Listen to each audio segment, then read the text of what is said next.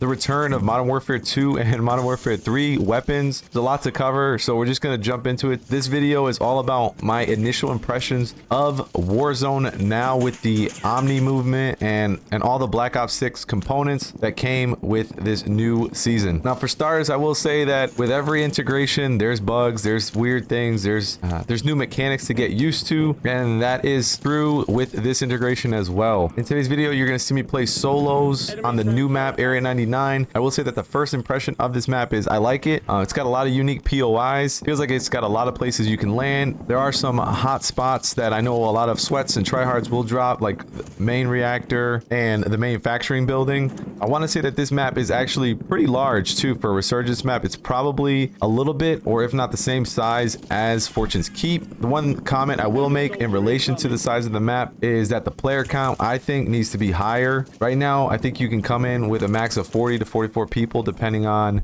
whether you're playing solos, duos, trios, or quads. I don't think that's enough. I think that this map should probably have something closer to 50. I hope that that's one thing that I hope that they do increase for Resurgence. But all in all, I do think it's a solid map. With this new season, obviously, I mentioned in the patch notes video I did, the loot system, there's no more backpack. You can't hold a bunch of different streaks. Just getting used to that component is actually pretty tricky. You have to know what you want to leave, you know, whether or not you pick up a UAV or pop it and then pick something else up. I do enjoy it. I think it allows you to just get into the game quicker, get into the gunfights quicker. I do want to talk a little bit about the TTK. I do think that it is higher for Warzone. I enjoy it right now. I have to play it a little bit more to really feel like if it's a problem. I actually think that it has more to do with the desync. I feel like the desync in Warzone is worse than the multiplayer right now.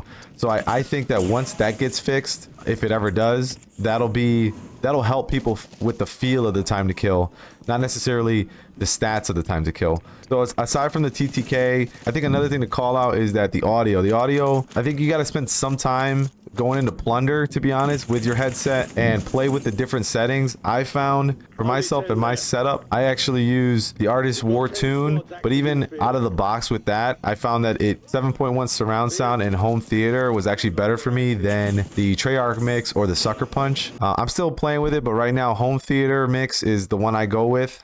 And like I said, the Artist War Tune, but I definitely recommend going into Plunder and trying the different audio mixes next to boxes, just to get a feel and sound, like see if you can hear footsteps.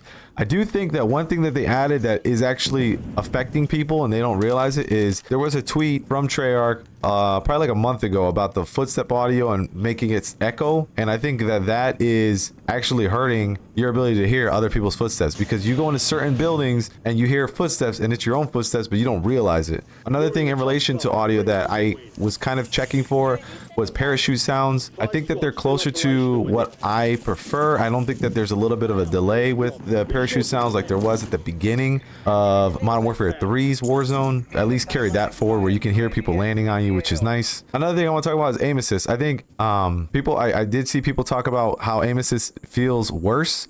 I don't think that that's necessarily negative, but I do know that I play with a friend of mine who is on mouse and key, and he actually feels like mouse and key feels worse. So I don't know if there's something with, again, I think maybe it has something to do with the stability of the game, like the performance of the game. Maybe we'll find out, but the aim assist definitely is different. I would recommend starting on a lower setting like 5.5 and working your way up to something that's more manageable for you. I play on a 6.6.